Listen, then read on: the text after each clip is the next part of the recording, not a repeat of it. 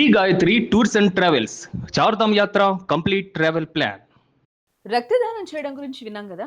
But రక్తాన్నే వ్యసనంగా మార్చుకోవడం గురించి ఎప్పుడైనా విన్నారా? విని ఉండరేమో. విదేశాల్లో మొదలైన ఈ వ్యసనం ఇప్పుడు మన దేశానికి కూడా పాకిందే. అలా ఎందుకు చేస్తున్నారు?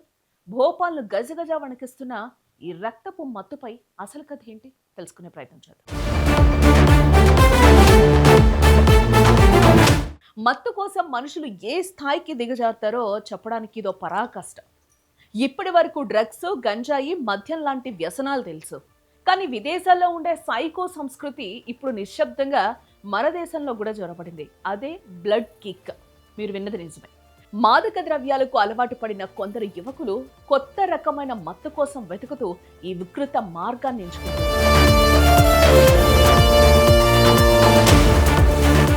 సిరంజి ద్వారా తమ శరీరంలోని రక్తాన్ని బయటకు తీసి దాన్ని ఒక బాటిల్లో నిల్వ చేసి కాసేపటి తర్వాత తిరిగి అదే రక్తాన్ని శరీరంలోకి ఇంజెక్ట్ చేసుకుంటున్నారు.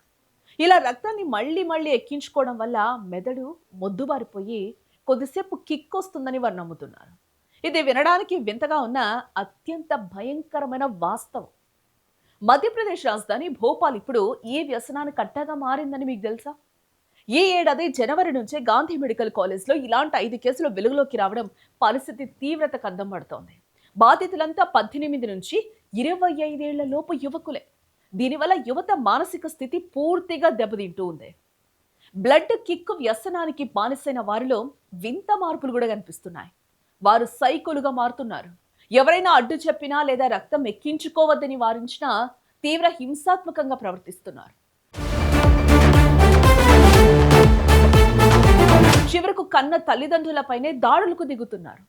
ఏకాంతంగా గడపడం, తీవ్రమైన డిప్రెషన్, తమను తాము గాయపరుచుకోవడం వంటి లక్షణాలు వీరిలో స్పష్టంగా కనిపిస్తున్నాయని వైద్యులు కూడా చెప్తూ ఉన్నారు. ఏ వ్యసనం వల్ల ప్రాణాలు క్షణాల్లో గాల్లో కలిసే ప్రమాదం ఉంది. అపరిశుభ్రమైన సిరంజులు వాడటం వల్ల రక్తం విషతుల్యమయ్యి సెప్సిస్ వచ్చే అవకాశం ఉంది. అంతేకాకుండా ఒకే సిరంజిని ఇతరులతో పంచుకుంటే HIV, హెపటైటిస్ వంటి ప్రాణాంతక వ్యాధులు కూడా సోకుతాయి. పదే పదే ఇలా చేయడం వల్ల నరాలు దెబ్బతిని రక్తనాళాల్లో క్లాట్స్ ఏర్పడి గుండెపోటు లేదా పక్షవాతానికి కూడా దారితీస్తుంది. టెక్నాలజీ పుణ్యమా అని యువత కొత్త విషయాలు నేర్చుకోవాల్సింది పోయి ఇలాంటి వికృత వ్యసనాల వైపు మళ్ళుతున్నారు.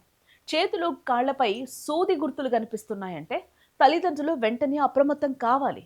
విద్యా సంస్థలు కూడా ఈ బ్లడ్ కిక్ మరణకాండపై విద్యార్థులకు అవగాహన కల్పించాలి. లేదంటే మన దేశ భవిష్యత్ అయిన యువత ఈ రక్తపు ఊబిలో కూరుకుపోవడం ఖాయం. Be careful.